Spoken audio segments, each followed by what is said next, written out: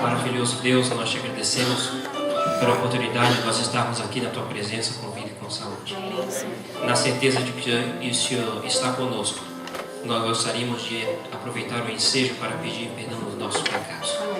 Neste momento, Senhor, nós precisamos da nossa alma, da nossa mente, da nossa vida completamente leve e perdoada, para que possamos sentir a transformação do teu Santo Espírito na nossa vida, nos motivando a prosseguir. Logo mais a tua palavra será aberta e o teu Santo Espírito e o teu Santo Filho serão glorificados. Usa-nos para tanto. Em nome de Jesus, amém. Amém.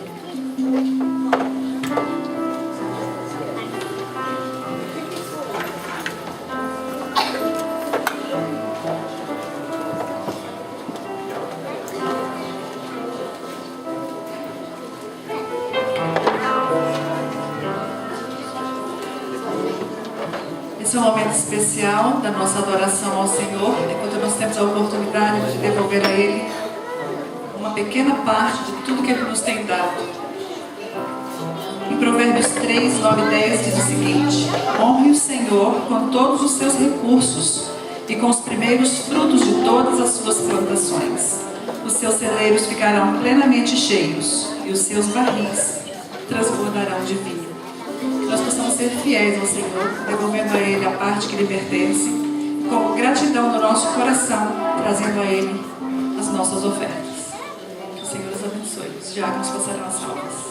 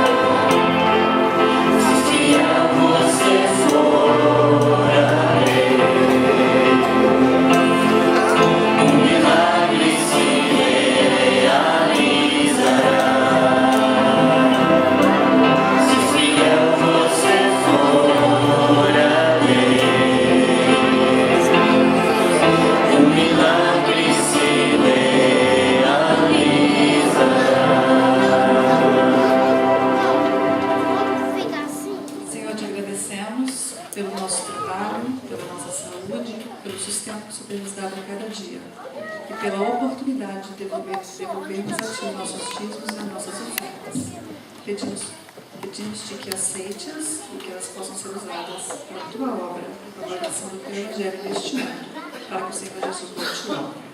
Te pedimos essas bênçãos em nome de Jesus. Amém.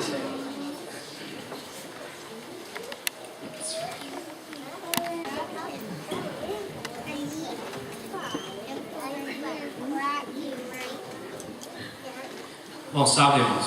Bom sábado. O microfone aqui bomba mesmo, é bom mesmo. Deixa a voz da gente que é tão feia, até um pouco menos desconfortável, né? Melhorzinho. É muito bom estar aqui com vocês nessa manhã. Irmão, Toninho e Rodilhas, nossos amigos aqui. É gostoso a gente voltar aqui. Qualquer lugar do mundo que a gente vai, quando a gente sabe que a gente vai para a casa de Deus e o que a gente vai fazer lá, e o que é que a gente vai trazer de lá para casa, E o que a gente vai levar para a nossa vida torna isso muito mais agradável, dá muito mais significado para a nossa vida de cristãos adventistas do sétimo dia. Existe uma razão, né, pelo qual nós somos adventistas, porque nós gostamos de comungar com os outros. Deus possa nos abençoar, que nós possamos sair daqui talvez um pouquinho melhor do que nós entramos. Amém. Se fosse pedir uma coisa para você nessa manhã, eu ia pedir para você, ao sair daqui, não levar a mensagem que eu vou trazer para vocês, mas a mensagem que a palavra de Deus vai dizer para vocês. Leva memorizado na sua mente o verso e procura aplicar esses versos nas nossas vidas. Pai querido, nós entregamos a nossa vida nas tuas mãos. Dentro desse templo hoje aqui, Senhor, não existe nenhum merecedor.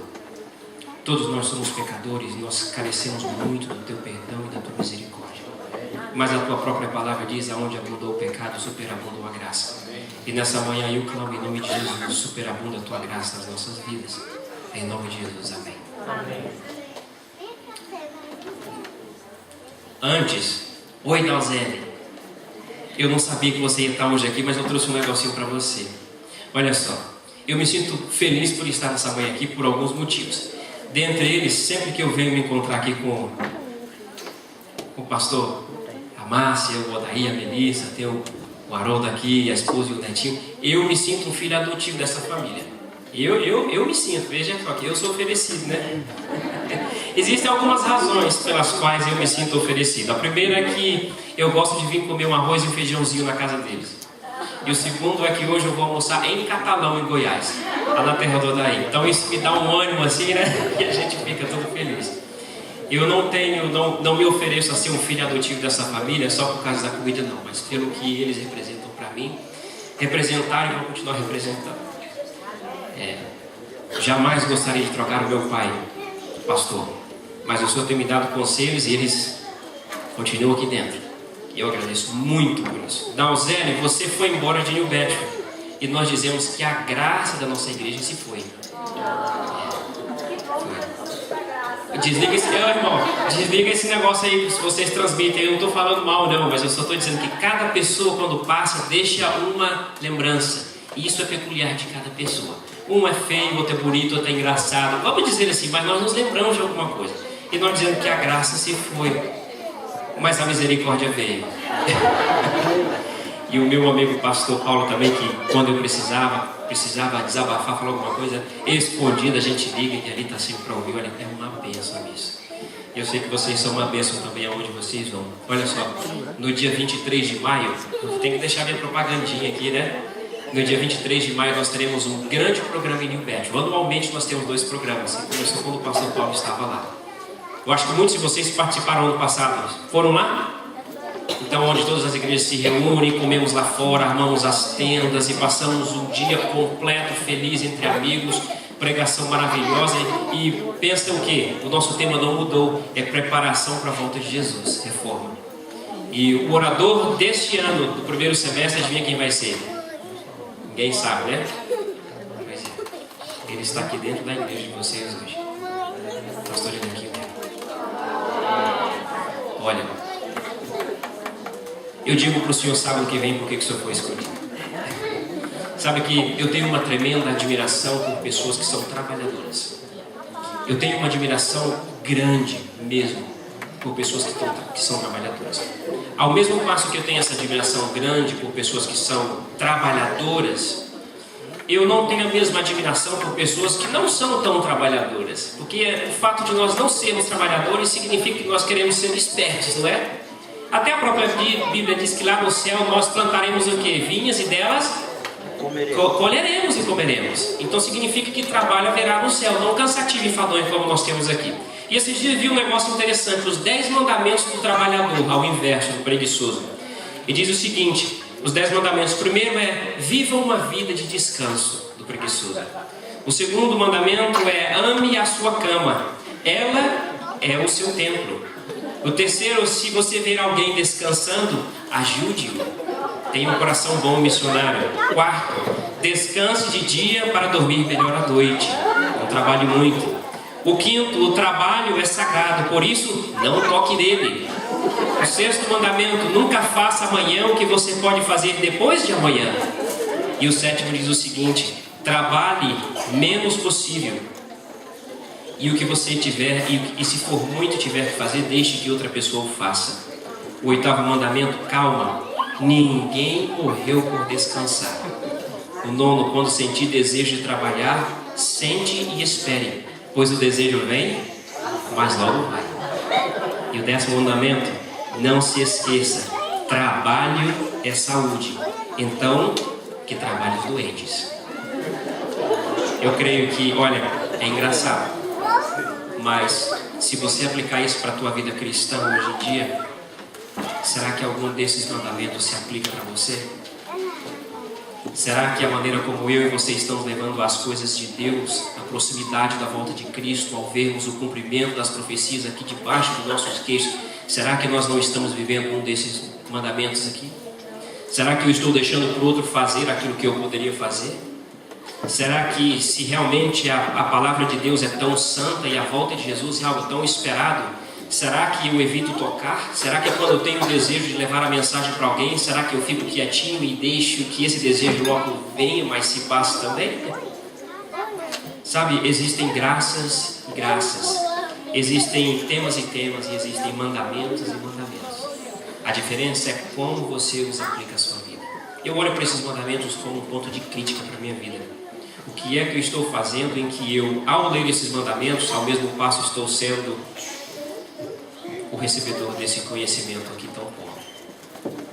Se você abrir a sua Bíblia no livro de Salmos 6, Salmos capítulo 6, o verso de 1 a 4 diz o seguinte: Ó Senhor, não me repreendas na tua ira, nem me castigues no teu furor. Tem misericórdia de mim, Senhor, pois eu sou fraco. Sara-me, ó Senhor, pois os meus ossos estão em agonia. A minha alma está em agonia. Até quando, Senhor? Até quando? E aí ele continua dizendo o seguinte: volta-te, ó Senhor, livra a minha alma, salva-me por teu constante amor, ou por causa do teu constante amor. Vocês já pararam para pensar, já analisaram como as pessoas no passado escreviam esses salmos aqui, por exemplo, Davi, os salmos de Asaf? Interessante que tudo que eles faziam, tudo é igual nós quando somos crianças, estamos na primeira, segunda série. Tudo que nós temos em casa, nós queremos colocar dentro da mochila e levar para a escola, não é? Às vezes, no meu primeiro dia de aula, eu pegava uma mochila velha que eu tinha, na gaveta do meu pai, e pegava tudo que meu pai tinha: cola Super Bond, Durepox, caneta, carrinho que eu tinha, pedacinho de pau. Eu queria levar para a escola, porque era uma maneira de eu dividir aquilo com os meus colegas e mostrar: vamos fazer isso, vamos fazer aquilo, eu tenho isso em casa. No passado, eles escreviam essas coisas aqui, eles aprendiam a tocar um instrumento, as crianças, os que tinham melhor chance de estudarem, se preparavam para que quando eles viessem ao templo, eles trouxessem tudo aquilo que era especial para eles. E agora, quando eu paro para pensar que eles escreveram esses salmos, escreveram salmos que se tornaram músicas e cânticos, e eles cantavam onde? Eles cantavam isso dentro das barracas deles? Não, eles cantavam e citavam isso quando eles vinham para a congregação. E agora esse salmo que foi escrito aqui, essa pessoa vem para a congregação e diz: ô Senhor, olha Senhor, por favor, não me repreendas na tua ira. Se ele já está dizendo para Deus: não me repreendas na tua ira, significa que ele já se colocou no lugar dele de pecador, e que ele sabia que ele não merecia o quê? Nada. E que ele era merecedor de quê? Da ira de Deus. Sabe? Como é interessante o comportamento das pessoas do passado e o nosso comportamento de hoje em dia. Eu não vou fazer esse pequeno sermonete dessa manhã no livro de Salmos, mas eu li isso daqui para que você entendesse que tudo que eles preparavam, o objetivo era trazer para onde? Para Deus, para a igreja, para o templo. Eles trabalhavam, eram abençoados. Lembra daqueles que Deus deu para eles dons especiais? Uns tocavam, outros limpavam, outros faziam vasos e colocavam no templo. Vocês lembram disso? Era para quê? Para Deus. Para Deus. Agora eu gostaria que você abrisse a sua Bíblia no livro de Daniel. Se eu fosse dar um título para o sermão dessa manhã, seria o sacrifício anual, fechamento da porta da graça, arrependimento, perdição ou salvação. Daniel 12. Quando você achar, levanta sua mão aí, para eu poder saber se posso continuar ou esperar. Quantos acharam, amém? Daniel 12. Daniel 12. Deixa a sua Bíblia aberta aí. Nós não vamos ler agora. Daniel 12. E essa história que eu vou contar aqui é bom para as crianças também. Está lá em Levíticos 16. mais ou menos assim. Olha só. Nós tínhamos no passado alguns tipos de sacrifício, não era de expiação. Mas existia um especial que ele era feito quantas vezes por ano? Uma vez por ano. E o tabernáculo era dividido em quantos compartimentos de dentro? Santo e pátio santo e santíssimo. Quem podia entrar no santo? Vamos lá, pessoal. Quem entrava no santo? Sacerdote. Quem entrava no santo dos santos? Quem? O sacerdote. Quem acha que é o sacerdote, levanta a mão. Quem acha que é o sumo sacerdote, levanta a mão. Sumo sacerdote. Ele entrava uma vez por ano para fazer o quê? Mas o que era expiação? Expiação dos pecados de quem? Das pessoas? Qual pessoas? Como? Todos. E quem era esse povo? O povo de Deus, o povo de Israel. Agora imagine você que o sacerdote entrou dentro do santo e ele fez todo o trabalho que ele tinha que fazer, e agora o sumo sacerdote tinha que entrar no santo dos santos uma vez por ano. Como era a roupa dele? O que tinha nas auréolas do vestido dele? Sinos, não é? Por que haviam sinos ali? Para fazer barulho?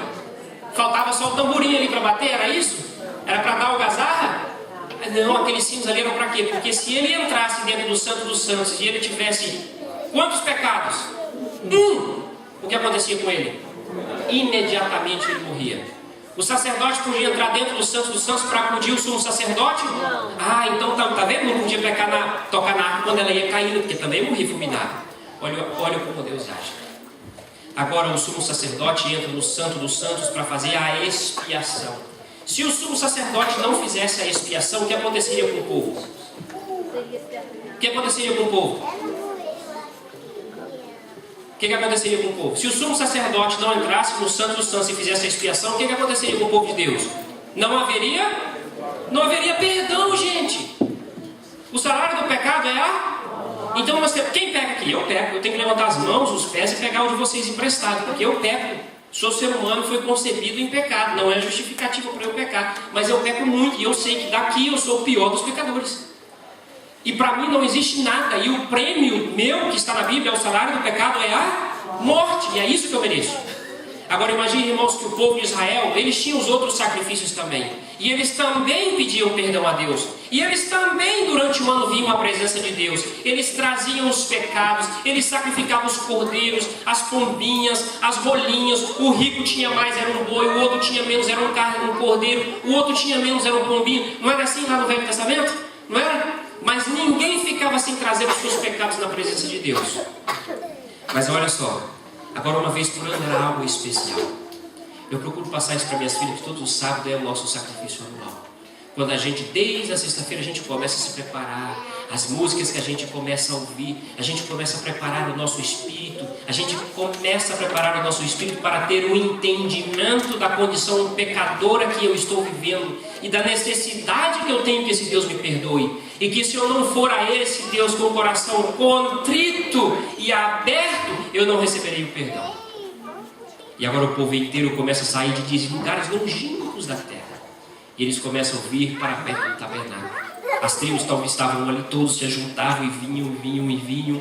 E naquele momento em que o sumo sacerdote, todos estavam ali fora esperando. Imagina que ritual lindo, mas ao mesmo tempo desesperador e caótico. Mas era um momento cheio de esperança, porque o sumo sacerdote, olha, era dado anúncio, agora ele vai fazer a expiação. Ele vai entrar agora dentro do Santo dos Santos. Já está com a sua roupa, a corda já está amarrada no seu pé, o sininho já estava fazendo barulho, ele já estava caminhando em direção ao Santo dos Santos. Enquanto o sumo sacerdote estava caminhando em direção ao Santo dos Santos, a multidão inteira lá fora, orando em espírito concreto, todos em união, todos colocando o seu coração, abrindo o seu coração, falando: Deus, caso haja um pecado em mim que eu não me lembre, por favor, Senhor, perdoe o meu pecado. Eles entendiam que se houvesse no coração de alguém dentro daquele arraial, Deus não perdoaria. Você já pensou?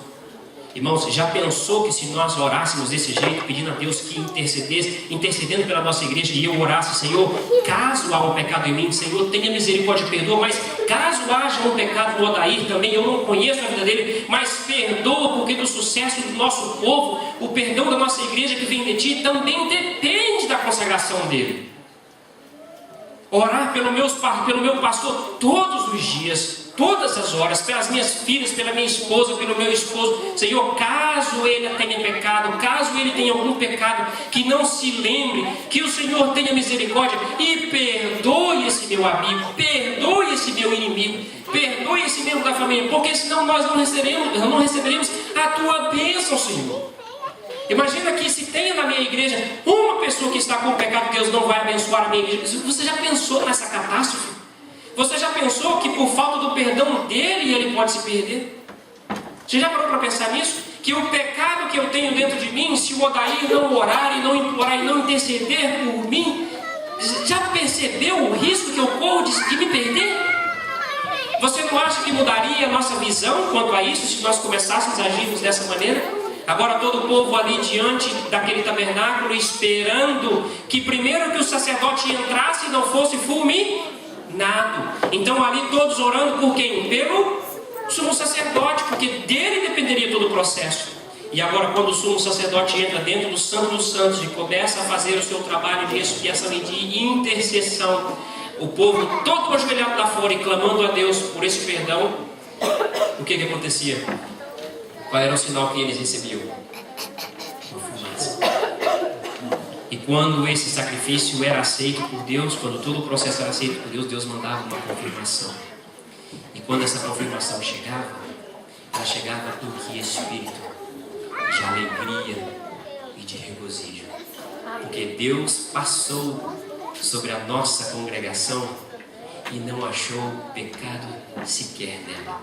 Porque nós trabalhamos uns em prol da salvação do outro, salvando assim a nós mesmos. Se aquele sacerdote morresse, complicado. Irmãos, sábado é o dia anual do nosso sacrifício. É o dia em que nós vimos a presença de Deus. E quando nós viemos à presença de Deus, nós devemos vir com o espírito de humilhação, de adoração, de submissão, de abnegação, mas com um espírito de tremenda, imensurável gratidão. Se você sair da casa de Deus sem receber o perdão e a bênção que você está tanto precisando, o sacrifício de Deus não teve valia nenhuma para você. Alguns acham que Deus se desagrada somente de um lado com os nossos pecados. Mas se existe algo que agrada a Deus, é trazermos diante da presença de Deus os nossos pecados. E aí nós trocamos os nossos pecados pela justiça de Deus. E como é o fardo de Deus? Ele é manso e leve. Sabe? O que eu falei para vocês aqui nesse comecinho tem a ver com a nossa expiação, com a expiação do sumo sacerdote, com a expiação que Deus está fazendo, que começou a partir de 1844. Nós já sabemos esse tema e nós não vamos nos delongar sobre isso. Nós aprendemos que na palavra de Deus que Cristo deixará o lugar santíssimo do tabernáculo celestial. E a partir daquele momento cessa o ministério do Espírito Santo de convencer os pecadores do pecado, da justiça e do juízo. Você já pensou se naquele momento, se chegasse algum irmão atrasado, com um pecado que não havia pedido perdão, e o sacerdote já tivesse terminado o trabalho da expiação do sumo sacerdote, haveria salvação para essa pessoa? Haveria perdão para esse pecado? Não. Então nós podemos chamar isso de porta da graça, fechamento da porta da graça para aquela pessoa, correto? Irmãos, quando Cristo sair do Santo dos Santos e não houver mais intercessão do Espírito Santo de Deus por nós, nos conduzindo na justiça e no juízo de Deus e nos afastando do pecado, significa que a porta da graça já estará fechada. Pouco antes de Jesus voltar a este mundo para buscar os que fizeram com Ele um pacto de amor e serviço e um pacto de amor e salvação, e derramando sobre a terra o que nós falamos ali em Daniel capítulo 7, em Apocalipse 7, quando Deus fala sobre quando é mencionado ali, João menciona as 7 pragas. Saibam que muita gente não gosta de ouvir esse termo de 7 pragas porque eles se assustam, nos eventos finais é assustador. Mas sabe você que, por exemplo, as 7 pragas, elas não serão derramadas de maneira geral, porque senão não haverá mais nenhuma população na terra, todos morreriam na primeira ou na segunda praga. E aí? Cairá sim, essas pragas cairão sim, sobre os que por opção própria não aceitarem a Cristo e seu sacrifício e o oferecimento da sua graça. Para nós nesta manhã é muito fácil falarmos para aqueles que não aceitarem o sacrifício de Cristo, o seu perdão e a sua graça. Mas eu oro a Deus e clamo a Deus para que nós não sejamos um desses. Como os trabalhadores que deem os 10 mandamentos aos preguiçosos e acham neles motivo de chacota. Quando nós nos enquadramos perfeitamente dentro dos 10 mandamentos dos preguiçosos em relação a levar a mensagem adiante. Hoje especificamente, agora, Jesus está no santuário celestial e Ele está intercedendo por cada um de nós. E é por isso que eu e você ainda estamos aqui vivos, louvando, adorando e implorando a Deus pelo seu perdão. Se você abrir a Bíblia no livro de Apocalipse 16, 7, ali tem algo interessante que, resumindo, está dito: está feito, está consumado. Quando isso acontecer, todos os casos, o meu e o seu, já estarão sido decididos. E aí não teremos mais uma oportunidade de Deus reaver o nosso caso. O nosso caso já foi havido, já foi estudado e já foi decidido. Os justos continuarão, está na Bíblia, os justos continuarão sendo justos mais ainda. E os ímpios continuarão sendo injustos ou ímpios mais ainda. Não haverá mais possibilidade de mudança de lado. Se você estiver do lado dos salvos e selados por Cristo, amém. Se você não estiver do lado dos salvos e selados por Cristo, não haverá mais chance para você. Aí então serão derramadas as 7 pragas. Olha só, as 7 pragas a Bíblia menciona como as 7 pragas da ira de Deus. Elas representam a ira de Deus. É onde o amor de Deus se encontrou com a justiça. Elas representam a ira de Deus sobre aqueles que rejeitaram a Deus e que não procuraram viver e praticar os seus conselhos. Rapidamente eu gostaria, e aí mais 5 minutos nós terminaremos. Rapidamente eu gostaria de repassar para vocês as 7 pragas. Vamos ver se vocês estão ainda se lembrando das 7 pragas. Olha só, a primeira praga são o que? As úlceras. Todo mundo sabe o que são úlceras, não sabemos? Sabemos, não sabemos? E é muito fácil termos úlceras porque estamos muito angustiosos com o dia de hoje. Queremos conquistar o mundo e menos tempo para Deus. O mar em sangue é a segunda. O mar em sangue significa o quê? Símbolo dos povos, população, todos aqueles que estão em rebelião contra Deus.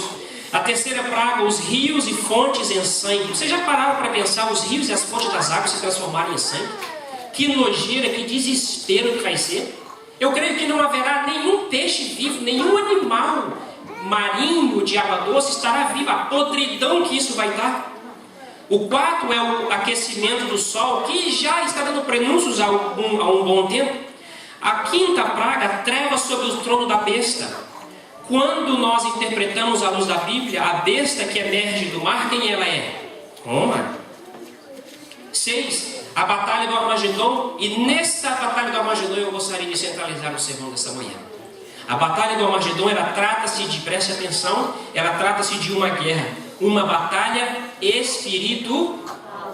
Pergunta: aonde as batalhas espirituais acontecem? Na mente e no coração. Presta atenção nesse detalhe. Uma batalha espiritual que será formada por uma confederação de poderes do mal contra Deus. Sabe, para aqueles que gostam de futebol, de esportes, nós chamamos de Confederação do Leste. Do Oeste é o que? Um amontoado de pequenos times representando estados e juntos eles se formam uma grande confederação. A confederação rege esses estados menores, ou essas instituições menores. Correto? Fique com isso em mente. A confederação do mal, que será formada por esses que são contra Deus, interessante que tem um detalhe aqui.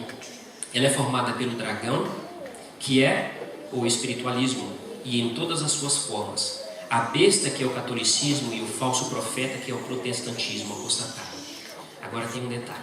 Muita gente acha que a palavra, se você pegar o dicionário e aprofundar na palavra ecumenismo, você vai ver que existem muitas coisas boas no ecumenismo, mas existem muitas coisas ruins também.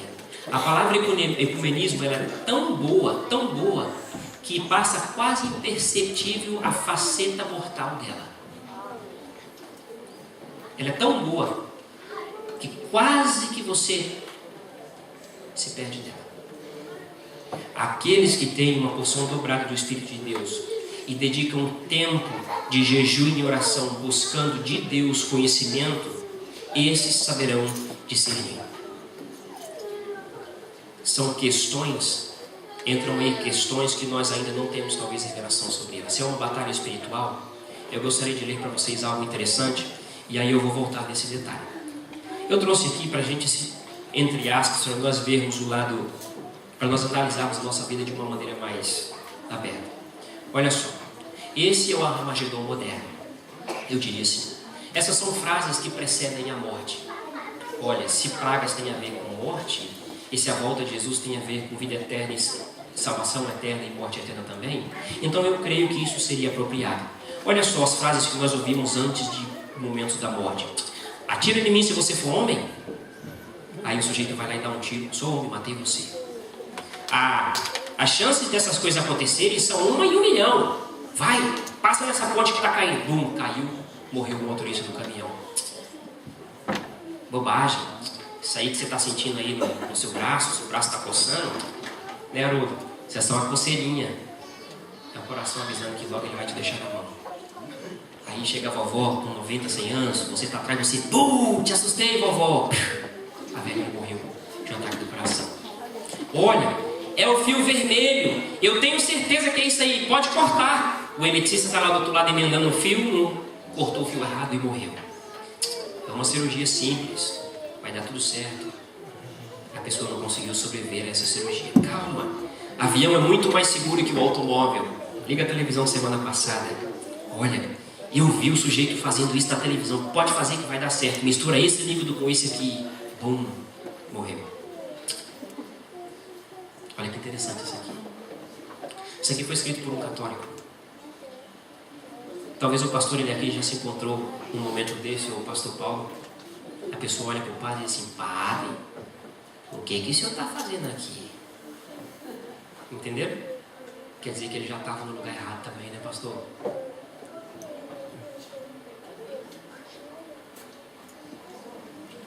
O que acontece se eu apertar o botão?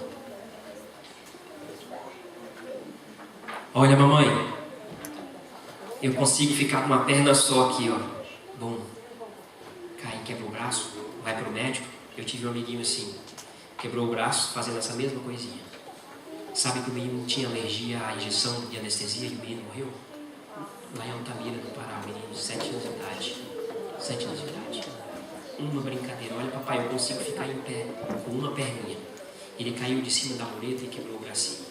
O médico da igreja, amigo, tentando salvar a vida do rapazinho, do menininho, deu aquela injeção para anestesia e não sabia que o menino tinha essa alergia, sei lá, e o menino morreu. Vocês estão vivendo um sentimento de perca muito forte. Mas é desses momentos difíceis que Deus levanta um povo forte. Você não pode deixar que esses momentos passem e você continue vivendo um cristianismo barato. Você não pode chorar as lágrimas da dor sem pensar na alegria e na emoção da breve volta de Jesus. Você não pode fazer isso. Se você se encontra nessa situação, eu peço a você que imediatamente converse com Deus. Irmão, se o Armagedon é uma guerra espiritual, nós já estamos vivendo essa guerra espiritual dentro da nossa igreja há muito tempo. Eu não vou dizer que eu bato nessa tecla, porque quem sou eu para fazer? Eu prefiro a ideia de que eu e a minha casa serviremos ao Senhor. Eu não estou aqui para ver quem vai ser salvo, quem é joio, quem é trigo. Isso não é meu trabalho. Pode ser que eu seja joio achando que eu sou trigo. Eu não estou preocupado com isso. Eu não vou mexer nisso na sua vida, porque não é o meu trabalho. Mas se eu sei que o Armagedon é uma guerra espiritual, onde é que existe guerra espiritual dentro da minha igreja? Bom, eu não posso resolver essas questões. Mas onde é que existe Armagedon, guerra espiritual dentro da minha casa, dentro do meu lar? Aonde? Então é mais difícil porque eu tenho 4 mulheres em casa. Então eu procuro olhar para a minha vida, onde existe um Armagedon, uma guerra espiritual dentro de mim. Olha, se eu não tenho revelação do céu, se eu posso ou não ouvir esse tipo de música, eu não vou ouvir, porque eu não vou me colocar num conflito entre o bem e o mal, uma guerra espiritual que eu não sei ainda. Se eu não sei se eu posso vestir dessa maneira, ou se eu posso andar dessa maneira, eu não vou fazer, porque eu não tenho revelação do céu sobre isso. E eu estou me colocando num espaço perigoso. Eu não sei se o tipo de louvor que eu tenho na minha igreja é aceitável. Você não sabe se é aceitável. Você não sabe. E nem eu sei. A menos que tenhamos uma comunhão tremenda intimamente com Deus. A maneira como Deus aceita o louvor no passado é a mesma como Ele aceita o louvor hoje. Então Ele tem o seu personal standard que eu não sei. Mas se eu não sei, se eu não tenho revelação sobre isso, já viram aquele verso? Na dúvida não ultra. Porque se você ultrapassar, se você achar que Deus vai perdoar aquele pecado no momento da expiação anual e o seu pecado não foi perdoado, bumba, não te falei? E você não vai ter chance depois de falar, Senhor, eu achei que o Senhor tinha perdoado aquele pecado lá, mas como é que ficou essa parada aí, Senhor? Aí Deus vai dizer para você, filho, olha, longe de mim porque eu não os conheço. Irmãos, a guerra espiritual acontece todos os dias dentro da nossa casa, da nossa vida. E só aqueles que têm um relacionamento íntimo com Deus é que sabem como se portar. Hoje, graças a Deus, porque são prenúncios do fim. Hoje eu não posso medir a minha vida espiritual, as minhas decisões, as minhas atitudes na sua vida. Por mais que o Senhor pareça ser um homem firme com Deus, um homem que ora, que está sempre na igreja, o Senhor não é um exemplo para mim. O exemplo para mim é Cristo, porque Ele não falha. Os seus pecados eu não conheço. E o Senhor, graças a Deus, o que não conhece os meus. Porque senão talvez o Senhor se arrepiaria. E eu não conheço os seus. Nós somos os maiores pecadores. Armagedon, uma guerra espiritual, tem a ver com as suas decisões. E as suas decisões, Cristo as respeita. Agora eu vou te dizer uma coisa. É muito difícil tomar uma decisão quando a maioria está contra você. Tem um ditado que diz assim, a voz do povo é a voz de Deus. O povo pediu um rei no passado, pediu, e Deus deu um homem alto, formoso e bonito, com pinta de guerreiro. E depois foi necessário que Deus enviasse um profeta, filho de uma mãe que chorava ao redor do templo, que o sacerdote achou que ela estava bêbada. Aquele homem foi e segurou no braço dele e arrancou um pedaço da túnica dele e disse, da maneira como eu arranquei um pedaço da sua túnica, assim o Senhor arrancará o reino de ti e dará para um que é mais... Que é mais o quê? Que é mais o quê? Que é mais humilde. Saúl. Olha, irmãos, talvez o que eu estou falando aqui, talvez não faça nenhum sentido para vocês. Talvez não. Mas o motivo dessa guerra espiritual é simplesmente destruir o povo de Deus. Não existe mais nenhum outro motivo. Não fique com medo.